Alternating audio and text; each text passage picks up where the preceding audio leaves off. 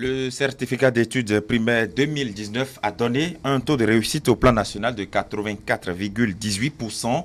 Comment comprendre ce taux de réussite comparativement à l'année dernière où l'on a obtenu par exemple 64,44%? C'est la grosse question que nous allons examiner dans la première partie de cette causerie avec un plateau avec nous, Constant Yawidéou, directeur de Radio Planète. Bonjour. Bonjour, chers confrères. Bonjour, chers téléspectateurs. Merci de répondre à notre invitation. Eloge Gandaro, directeur de publication du quotidien Le Grand Matin. Bonjour. Bonjour, Gilles Christ. Bonjour, chers consoeurs. Bonjour. Et bonjour à tous. Voilà. Et puis, Mathias Sossou, directeur de publication aussi du quotidien Le Gongoneur. Bonjour. Bonjour, Gilles Christ. Bonjour, chers Olalé. Bonjour. Chers téléspectateurs. Mathias Sossou, comment appréciez-vous le résultat de cette année pour le certificat d'études primaires? Le résultat, sinon les résultats du certificat d'études primaires de cette année, c'est la résultante, je dirais, des réformes engagées par le gouvernement en place. Vous n'êtes pas sans savoir que tout le long de cette année, il n'y a pas eu de grève au cours de l'année scolaire. Et les élèves ont vaqué normalement à leurs occupations, les enseignants également, et tout s'est bien passé normalement, comparativement aux autres années où c'est des mois ou presque des trimestres de grève ou semestres de grève qu'on observe. Cette année, les enfants ont travaillé normalement, les cours se sont bien déroulés, et en fin d'année, les examens aussi se sont bien déroulés. C'est ça qui a donné quand même ces résultats qu'on peut apprécier pour le moment. Mathias Sossou vient de dire que il faut quand même encourager ces efforts-là qui sont engagés dans ce domaine-là. Alors, Eloge Gandao, que pensez-vous de ces résultats? Je pense que c'est un ensemble de paramètres qui ont conduit, n'est-ce pas, à ces résultats que nous apprécions positivement aujourd'hui. Il y a bien entendu la réforme du gouvernement qui ont été menées dans la rigueur et vous savez avec le sens d'anticipation et surtout la rigueur dont le gouvernement du président Patrice Talon a fait montre, on ne peut que s'attendre à de tels résultats. Parce que par le passé, nous avons déploré le fait que qu'il y ait souvent des crises dans le secteur de l'éducation, mais que le gouvernement n'anticipe pas, n'est-ce pas? Et c'est avec retard que nous voyons les protagonistes aller à la table de négociation. Je crois que cette fois-ci, avec les multiples rencontres qu'il y a eu entre le gouvernement et ses partenaires sociaux, et le gouvernement qui a fait preuve de responsabilité, en répondant, même si ce n'est pas totalement, mais je crois que l'essentiel a été fait à l'endroit des acteurs de l'éducation. Certaines primes ont été réglées, certains avantages ont été honorés à temps, ce qui a fait qu'il y a moins de perturbations au cours de l'année. Mais outre ces efforts qu'il faut reconnaître au gouvernement, il faut également louer le sens de responsabilité et la bonne conscience des partenaires sociaux du gouvernement. Je vais parler des syndicats, puisque la plupart des syndicats ont compris que l'essentiel, le plus important, n'est pas de se lancer dans les grèves éternelles qui font que vraiment l'avenir des enfants et des élèves sont compromis. L'avenir est compromis du moins. Donc ils ont compris cela et dès que l'essentiel a été fait par le gouvernement, ils se sont donnés à la tâche. Donc à ce niveau-là, il faut louer leur sens de responsabilité, de bonne conscience. Et il faut également comprendre qu'au niveau de ces réformes-là, les parents aussi, parce que l'éducation, le développement de l'éducation, ça ne dépend pas uniquement des enseignants. Les apprenants ont un effort à faire, mais les parents d'élèves ont également une part de responsabilité pour que l'avenir soit radieux pour leurs enfants. Donc les parents, il n'y a plus de suivi.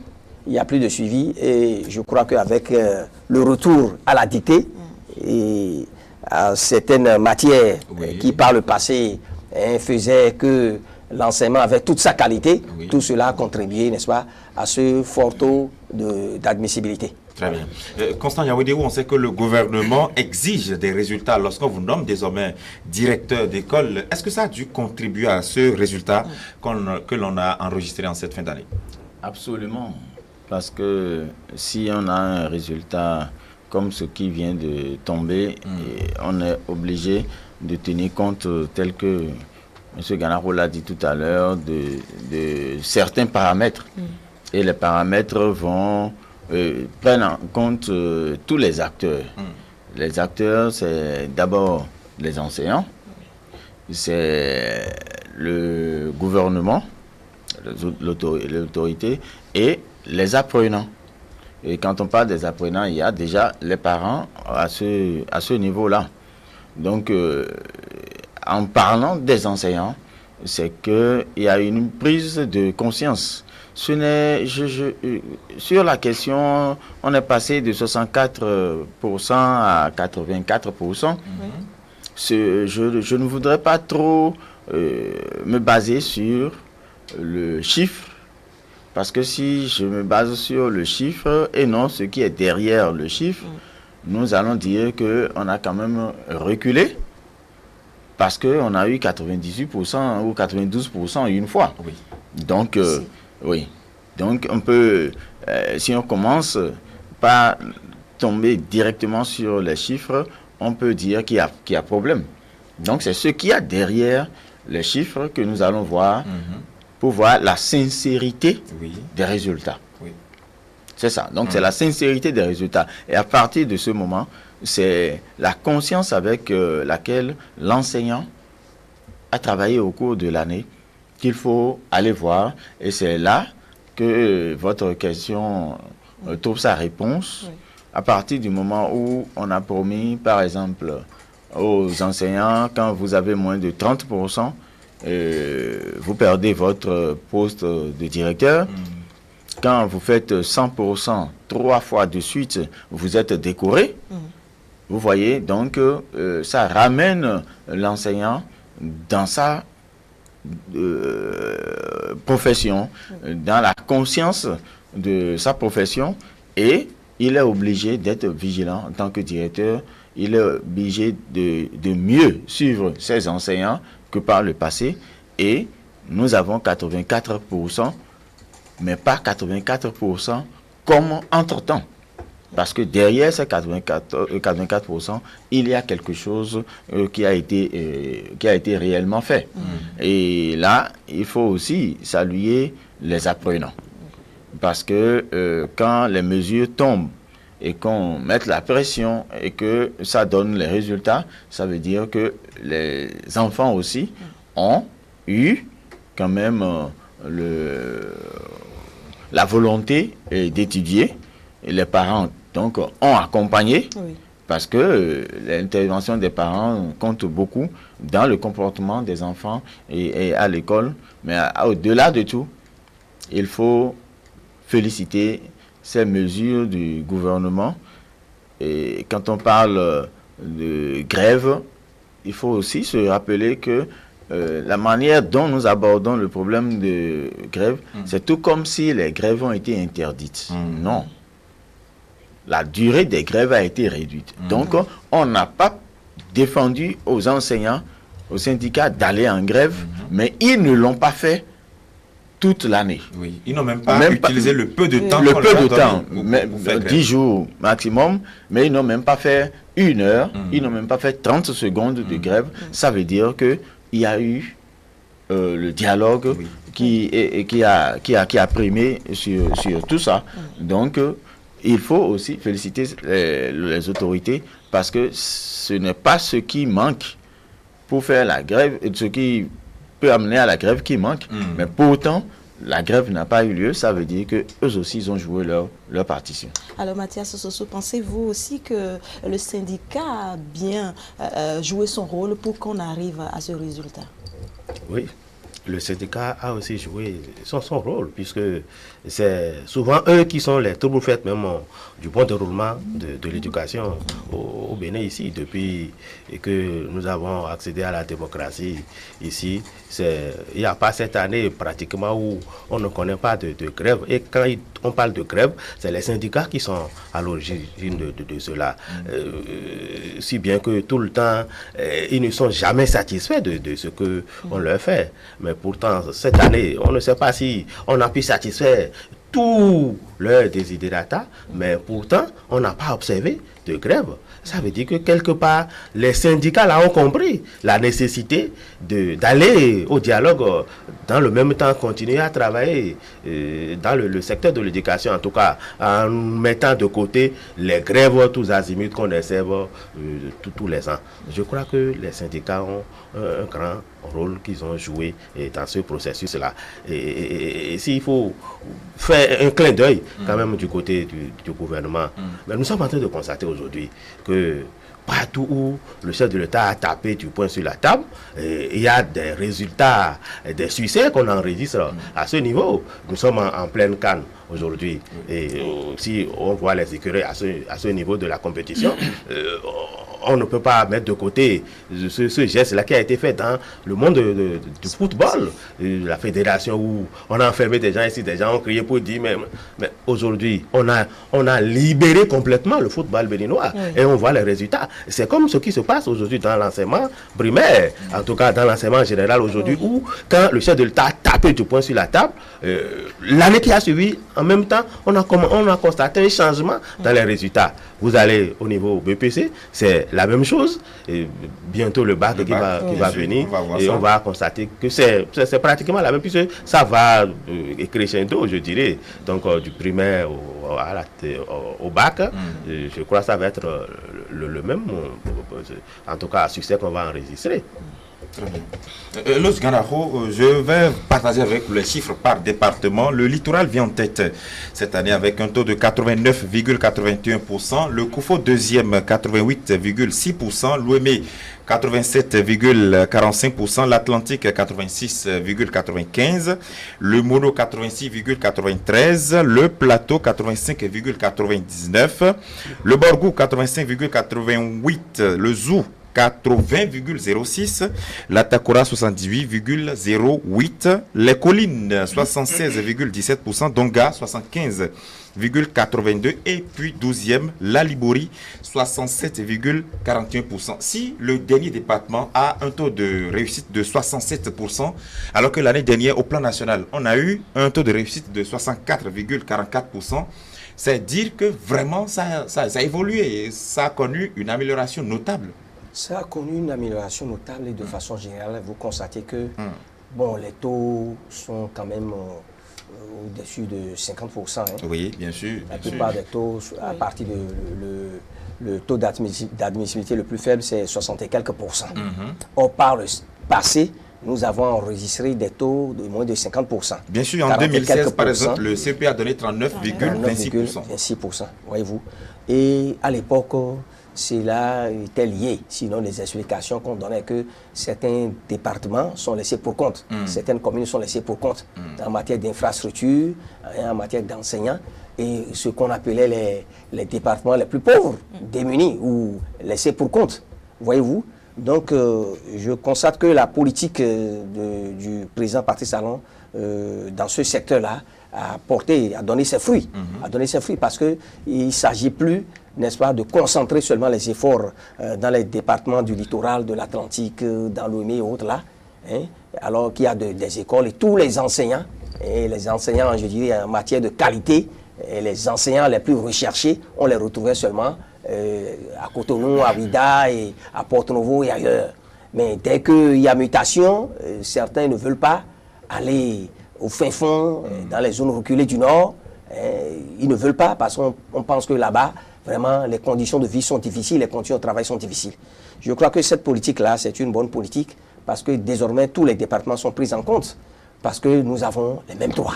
Les enseignants ont les mêmes droits, qu'ils soient du Nord, du Sud, du Centre, qu'ils soient de Dassazoumé, qu'ils soient de Banté, qu'ils soient de Louémé, qu'ils soient de Adjawere. Les enseignants ont les mêmes droits et les apprenants ont les mêmes droits. Donc, en principe, l'État devrait faire l'équilibre.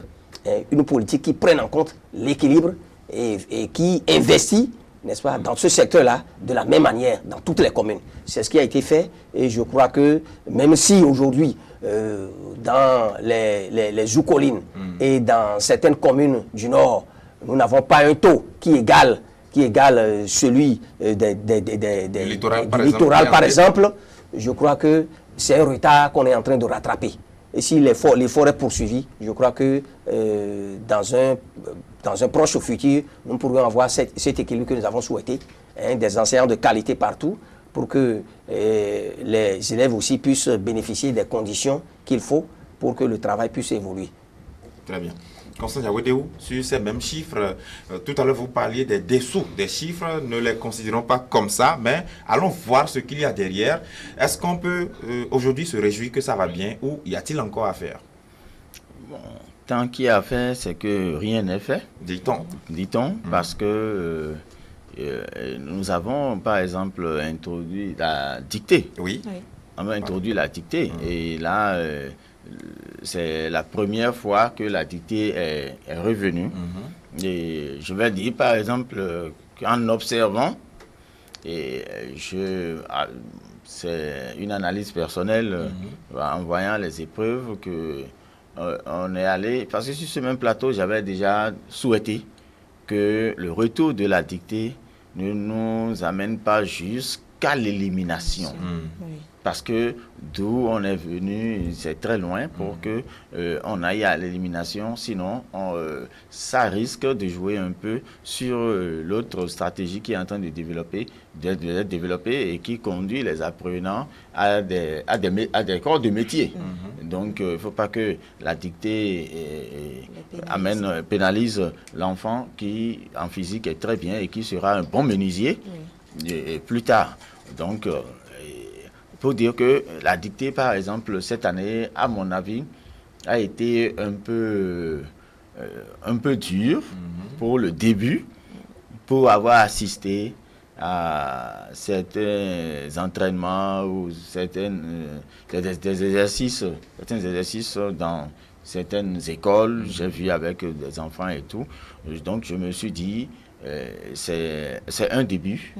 Et il va falloir maintenant réévaluer et au niveau des inspecteurs qui sont très outillés pour ça, pour qu'on revoie prochainement l'épreuve à ce niveau pour que ce ne soit pas au niveau, disons, de la macro-condition, que ce ne soit pas une épreuve qui va encore effrayer, qui va encore agir sur... Parce que tout le monde va s'occuper encore de la dictée jusqu'à oublier les autres. Cette année, c'est 10% sur le plan national en ce qui concerne les statistiques concernant la dictée. La dictée, vous voyez. Donc, c'est un peu faible. Ça veut dire que au niveau des épreuves, on a testé, on a vu et on saura désormais ce qu'il faut faire à ce niveau. Les inspecteurs pourront conseiller sur ça. Donc, le résultat, on le disait tout à l'heure, ça a donné 80 quelques %, ça a évolué. Ça ne va pas évoluer infiniment. Ça finira toujours pas s'arrêter à 100.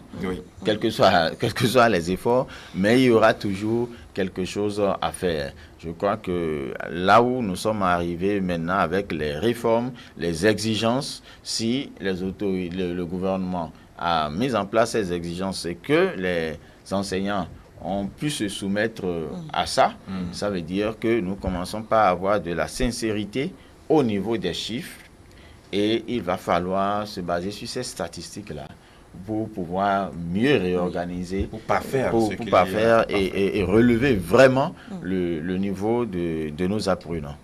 Mathias Sossou, des efforts ont été faits dans ce domaine pour qu'on en arrive là, mais il reste encore à faire. Bien sûr, il reste, comme l'a dit mon prédécesseur, tant qu'il reste à faire, et rien n'est encore fait. Et bon, on ne dira pas que rien n'est encore fait. Quelque chose est quand même déjà fait, et le reste, c'est de poursuivre. Maintenant, avoir les résultats, il reste beaucoup à faire vraiment, parce que... quand on prend les résultats tels que les pourcentages sont donnés, il y a quand même eu des matières qui ont contribué à faire baisser un peu ce taux-là. Sinon, on pouvait avoir plus. Si on parle de dictée, en tant que quand même acteur de l'éducation, je crois que la dictée qui est intervenue cette année de façon brusque devait déjà commencer par avoir ses tentacules depuis le CI, puisque c'est à partir du CI qu'on prépare la dictée. Les lectures, tout ce qu'on fait à l'école, les voyelles, les consonnes, tout ça là, c'est à partir du CI qu'on prépare ça. Et ça participe quand même de la réussite de la dictée. Bon, contrairement à ce qui se faisait dans les nouveaux programmes, il n'y avait pas la dictée. Et c'est une sorte de cartographie, de photographie des textes, des mots qu'on faisait. Maintenant qu'il va falloir prononcer, passer à la prononciation des mots, des voyelles, des consonnes, tout ça là, ça va entrer dans les habitudes. Et c'est là maintenant qu'il faut mettre l'accent sur les réformes au niveau du programme, à proprement parler. Et là, le gouvernement a beaucoup à faire parce que sur cette question-là, il semble que le gouvernement et les syndicalistes ne s'entendent pas souvent.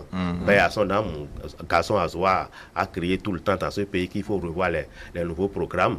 Mais je crois que après lui, après son décès, le gouvernement qui est là est en train de revenir sur ces mots et est en train de revoir un peu.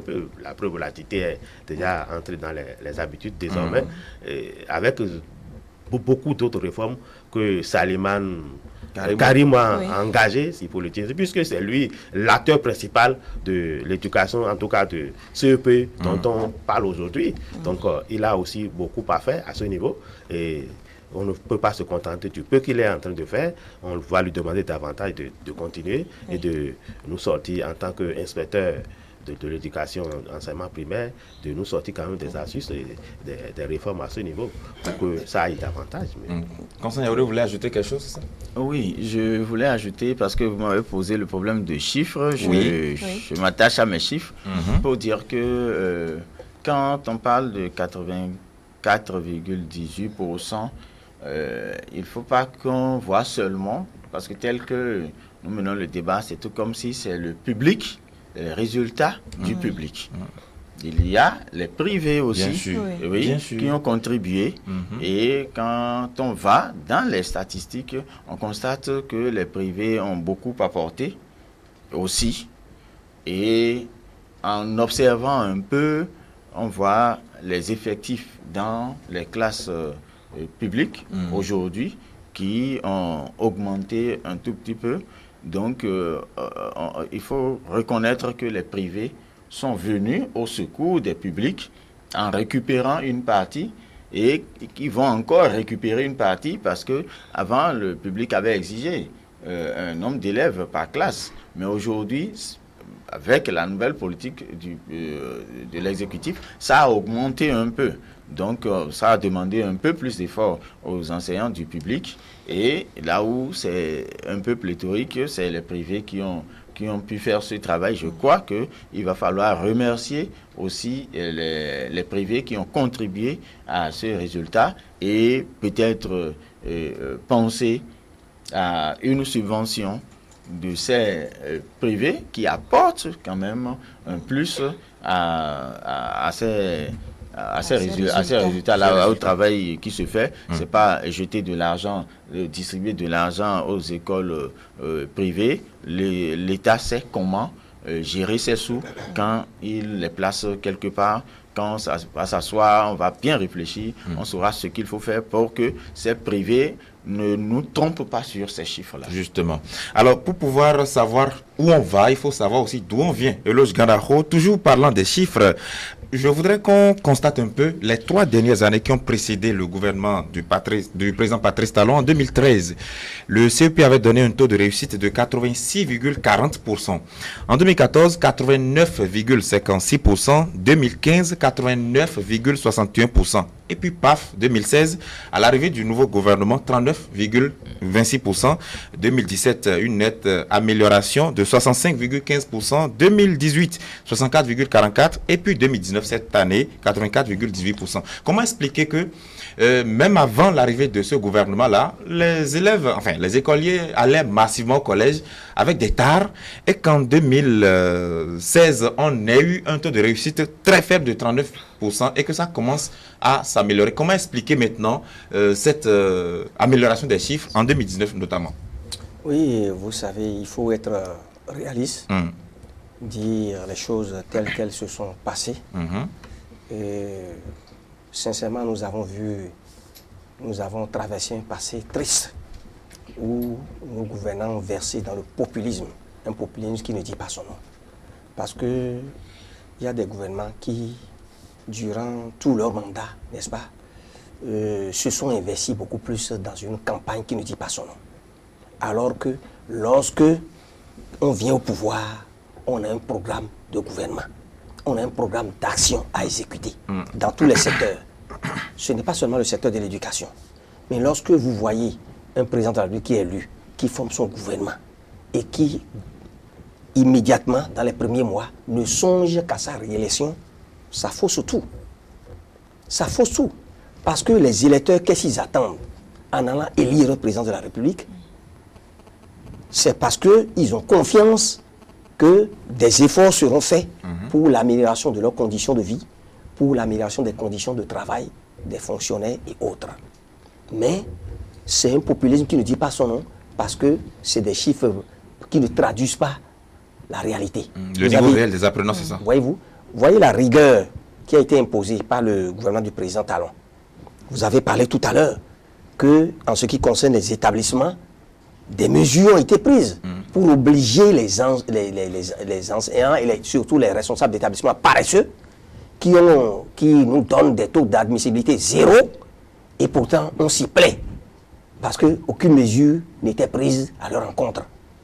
Zéro comme taux d'admissibilité, c'est inacceptable. Alors que les parents investissent, l'État investit, et le résultat est qu'on a un taux d'admissibilité zéro. Vous voyez les mesures qui ont été prises pour obliger ces chefs d'établissement-là, n'est-ce pas, à se mettre au pas et à travailler comme cela se doit. Parce que c'est de leur devoir également. Nous ne disons pas que les apprenants et les parents d'élèves aussi n'ont pas leur partition à jouer. Mais on ne peut pas investir autant d'argent, de milliards, dans un secteur où des chefs d'établissement paresseux se permettent de nous donner des taux d'admissibilité zéro. Donc, nous avons parlé des réformes, les réformes ont été appliquées avec rigueur, alors que par le passé, puisque vous voulez une comparaison, n'est-ce pas? Qu'on essaie de trouver des explications. Voilà, on grossissait ces taux d'admissibilité-là, on faisait passer les enfants sans niveau, parce que le niveau souhaité, ce n'est pas ce qu'on obtenait. C'est vrai que certaines matières ont été, comment dirais-je, supprimées, tout ça là, mais les enseignants aussi, c'était un laisser-aller dans certains établissements, et dans le même temps, les syndicats faisaient la grève, tout le temps faisaient pression sur le gouvernement.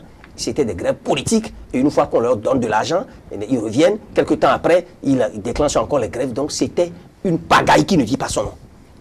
Donc c'est pour vous dire que c'était des taux exorbitants uniquement pour permettre à certains dirigeants de se faire une bonne place, de se faire un réservoir pour les élections.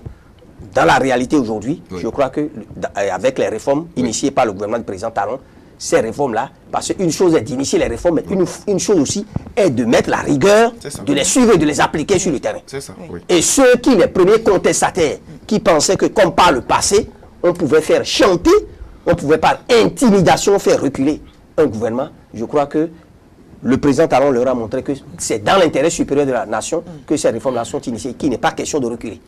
Donc c'est tout cela qui a porté ses fruits aujourd'hui. Très bien. Mathias Soso, est-ce que c'était le nouveau programme qui posait problème si aujourd'hui, toujours avec ce nouveau programme, on a ce taux-là? En fait, le nouveau programme ne posait pas problème. Et il y a que le confrère Ganaho vient de dire que il y a des présidents qui sont versés dans le populisme. Et moi, je dirais que c'est des résultats politiques qu'on nous donnait.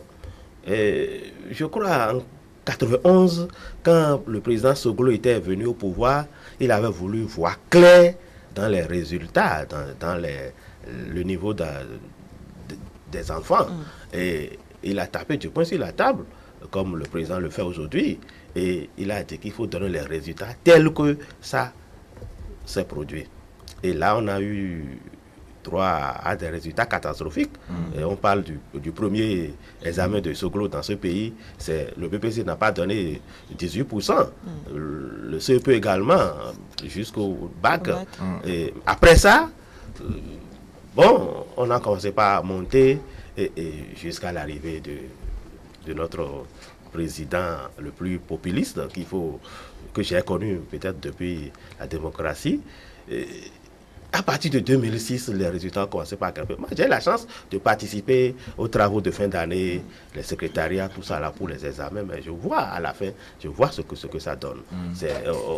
On fait passer des gens jusqu'à des moyennes qui ne sont pas prévues. De 8 heures, 9 heures, parfois jusqu'à 7,50 parfois. Juste pour satisfaire les partenaires techniques financiers, pour dire, bon, les financements qui ont été mis de ce côté ont été bien exécutés pour qu'on aboutisse à ces résultats. Mais il n'y a que chaque président qui vient avec ses méthodes et ses manières de faire. Vous avez constaté qu'avec l'arrivée du président Talon, il y a eu un net changement où il dit il faut donner les résultats tels que ça se présente. En 2016, on a vu ce que ça a donné. 2017, 2018, et puis 2019, ça a grimpé. Alors, que faut-il faire pour maintenir le cap? Non, c'est ça qui a commencé. Le président Talon a déjà commencé. Les réformes qui sont engagées, si on met la pression et que ça continue comme ça, et qu'il ne lâche pas, vous savez, c'est le mal que nous avons en Afrique, ou bien au Bénin ici. Peut-être que les élections s'approchent à partir de 2020. On va commencer par parler des présidentielles de 2021. Je ne sais pas si, avec en tout cas la tendance là, je ne crois pas qu'il puisse baisser encore ses côtes pour... Si c'est vraiment ça le mobile, c'est qu'on aura alors des résultats politiques alors. Bien sûr, mais déjà actuellement, on n'a pas de résultats politiques. Et pourtant, c'est monté. Ça veut dire que si on continue comme ça, on met la pression comme ça, avec les réformes, où on exige des résultats aux directeurs d'école, tout ça là, je crois que le cap sera maintenu et on peut même aller jusqu'à 90, voire 95, et même 98% que quelqu'un a déjà obtenu dans ce pays. Bien sûr. Justement, il faut poursuivre ces réformes-là. Avant que il ne faudrait pas que nous reculions.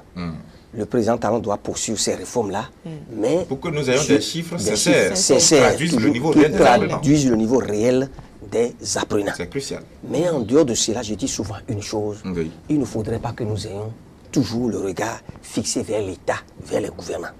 Parce que beaucoup de citoyens au niveau de la population, on pense que toute la responsabilité incombe au gouvernement qui doit tout faire pour que nous faisions des exploits, des miracles. Non. Je dis que chacun doit se dire que le devoir nous incombe à nous tous. Nous avons dit tout à l'heure que les apprenants ont un travail à faire parce que un apprenant, un élève qui ne veut pas travailler, qui ne veut pas faire d'efforts, on n'a pas de miracle à faire, on n'a pas de magie à faire pour mettre dans sa tête ce qu'il faut pour qu'il puisse réussir. L'effort est à ce niveau-là à faire, mais l'effort également au niveau des parents. Vous voyez, par le passé, il y a quelques années, comment certains parents instruisent, eux-mêmes des fois, suivent les enfants à la maison. Travaillent avec les enfants à la maison. Les soirs à la maison, demandent aux enfants, mais récite-moi telle leçon. Mais qu'est-ce que vous avez fait aujourd'hui à l'école? Parmi les enfants, les aînés, ceux qui sont au collège, qui sont à l'université, aident leurs petits frères ou leurs petites soeurs à travailler à la maison. Ils font des exercices avec leurs petits frères et leurs petites soeurs à la maison. Voyez-vous? Donc c'est une manière de contribuer tous au travail bien fait. Le travail bien fait, c'est à ce niveau-là. Dans le même temps, on attend beaucoup du gouvernement qui doit faire des efforts à travers ces réformes-là et investir dans le secteur et faire en sorte que les conditions soient favorables pour un enseignement de qualité. Dans le même temps, là, il faudrait que les parents également jouent leur partition pour que, globalement, ces efforts conjugués-là contribuent à une réussite permanente et à la stabilité dans le secteur de l'éducation. Constant Yawedeo, que faut-il faire pour que l'année prochaine, en 2020, que nous n'ayons pas un résultat de 30% par exemple? On a 84%. Le défi maintenant, c'est de maintenir le cap. Le défi, c'est de maintenir le cap et je continue de dire qu'il faut voir ce qu'il y a derrière ces pourcentages. Parce que par similitude, c'est clair que quand un gouvernement arrive, le taux baisse et ça monte vers les élections. Donc le défi est que ce qui amène aujourd'hui, qui peut faire la différence aujourd'hui, c'est le contenu. La rigueur. La rigueur, oui. Donc il va falloir que, tel que nous le disons, que c'est la rigueur qui a amené à ces chiffres, parce que la rigueur ne va pas faire monter les chiffres tout le temps. C'est le niveau des apprenants qui va confirmer que ce n'est pas des pourcentages politiques, sinon que la courbe, elle est la même pour tous les régimes, mais c'est les éléments aujourd'hui qui vont nous permettre, le contenu qui va nous permettre de savoir. Et j'ai commencé déjà par dire le régime auquel on a soumis les enseignants cette année et le travail que les inspecteurs ont fait sur le terrain aujourd'hui, les visites inopinées, les contrôles continus sur le terrain et vous voyez même les écoles normales qui n'ont pas fonctionné cette année parce qu'on veut remettre les choses sur les rails. Donc je vois que ce sont ces éléments, les résultats que nous aurons au niveau de chacun de ces éléments qui vont confirmer finalement que ces résultats ne sont pas des résultats politiques, mais que c'est des résultats concrets. Donc le défi aujourd'hui, c'est que le gouvernement puisse poursuivre ces réformes et de façon rigoureuse et très visible d'ailleurs, pour que tout le monde comprenne que quelqu'un a fait, un régime a fait 4% une fois, un autre a fait encore 84, et un nouveau régime fait 84, mais les 84 ne se ressemblent pas. Très bien. Allez, on va maintenant, en une prise de parole, dire un mot quand même sur la contractualisation pour la réalisation des travaux d'aménagement et de stabilisation de la berge sud du fleuve Mono à Gbekon. Nous sommes bien sûr dans le département du Mono. Et puis la sélection d'un bureau de contrôle et de surveillance de travaux dans la commune de Grand Popo, c'est à l'occasion du Conseil des ministres en date du mercredi 3 juillet que le gouvernement a pris la responsabilité de pouvoir maintenant protéger la côte au niveau donc de ce département-là du Mono, où déjà des villages commencent à disparaître. Déjà, on a parlé par exemple d'une localité qu'on appelle Avlo, l'arrondissement de Avlo, qui commence à être englouti par l'embouchure. Et Eloge Ganaho, est-ce que vous avez l'impression que la protection de nos côtes tient à cœur au gouvernement en place? C'est prioritaire, parce que nous ne le voyons pas souvent. Le développement économique, ça doit s'étendre à beaucoup de secteurs. Et pour les observateurs que nous sommes, ce qui se passe aujourd'hui au niveau du fleuve Mono est écœurant.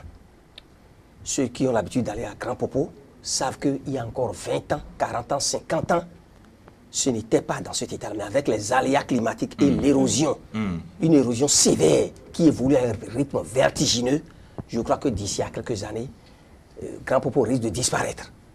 Or, en dehors du fait qu'il y a des pêcheurs, il y a des activités qui se mènent là, n'est-ce pas, et qui peuvent contribuer au développement économique de notre pays, il y a également que l'histoire, nous devons quand même préserver des choses sur le terrain. Grand Popo, vous voyez, pendant la période précoloniale, la période coloniale, quand on parle de l'esclavage, vous voyez tout ce que nous devons garder, préserver là, comme acquis, comme vestiges, mais qui doivent rester pour que demain nous en parlions et que les générations futures puissent savoir que voilà ce que notre pays était il y a 50 ans, il y a 60 ans. Aujourd'hui, la mer est en train de tout dévaster. Donc, nos gouvernants doivent en prendre conscience. Et je crois que c'est salutaire pour le gouvernement. Je ne dis pas que les autres gouvernements n'ont pas fait d'efforts, mais ces efforts-là n'ont pas été suffisants pour que les objectifs soient atteints. Nous devons saluer cette prise de conscience du gouvernement du président Talon. Parce que je retiens deux choses à ce niveau-là. L'aménagement et la stabilisation, n'est-ce pas, des berges à travers des travaux. On a parlé par exemple du dragage, du dragage du fleuve. On a parlé de l'épandage du sable, n'est-ce pas, sur près de 3 hectares et quelques. On a parlé d'une digue qui doit être construite. On a parlé de la mise en place des mangroves. Et on a parlé surtout, j'insiste là-dessus, du suivi environnemental qui doit permettre la préservation de l'habitat, la préservation de l'écosystème et de l'écologie. C'est très important parce que par le passé, on n'y songe pas.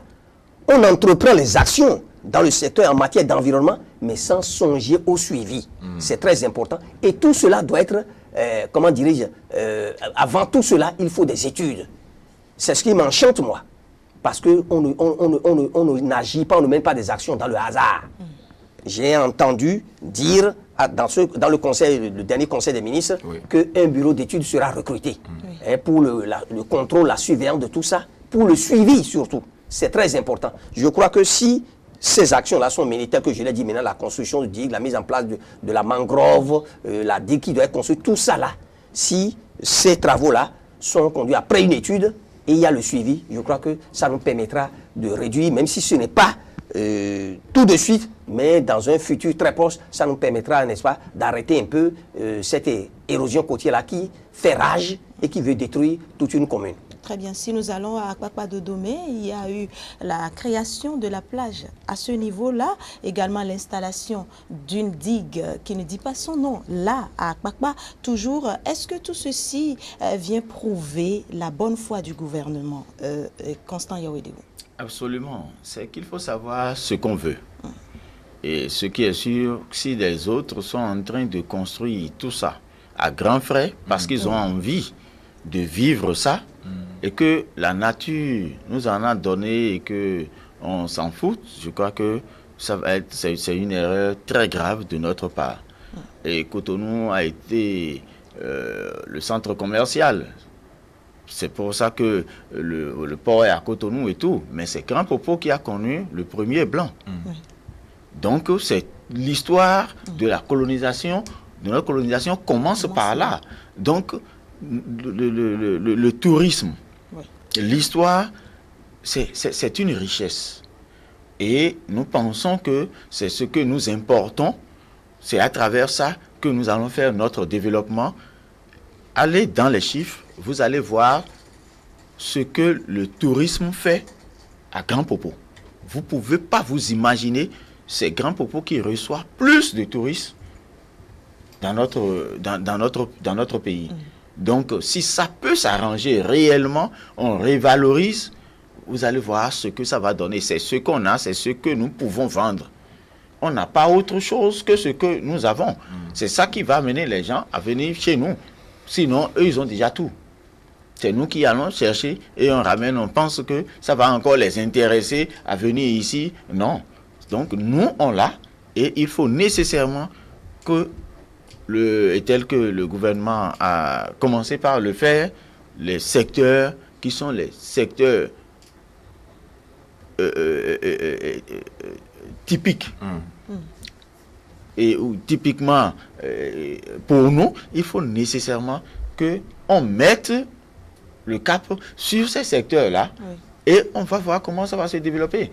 Quand les gens font des évaluations, le nombre de tourisme qui rentre en Égypte par an, ou en Haïti par an, vous vous dites, mais qu'est-ce qu'il y a là-bas? Et ils vont souvent comme ça, et on va vous dire, c'est le vaudou. On va voir vaudou en Haïti.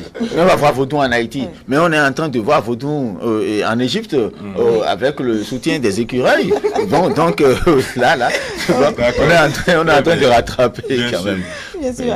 Mathias Sossou, on a suivi le ministre du cadre de vie, Didier Tonato, qui disait sur le site AskGouv que ce n'est pas seulement pour élargir la plage, mais également développer le tourisme balnéaire. Bien sûr, parce que vous savez, comme l'a dit Majesté Constant Yawedewou, et le gouvernement qui est là actuellement accorde une certaine valeur au secteur touristique. Vous n'êtes pas sans savoir que déjà, quand ils sont arrivés depuis 2016, un clin d'œil a été fait à Bomé pour réorganiser les palais royaux là-bas. Dans le même temps, si nous parlons de Grand Popo reste et demeure un site touristique que le Bénin ne doit pas négliger.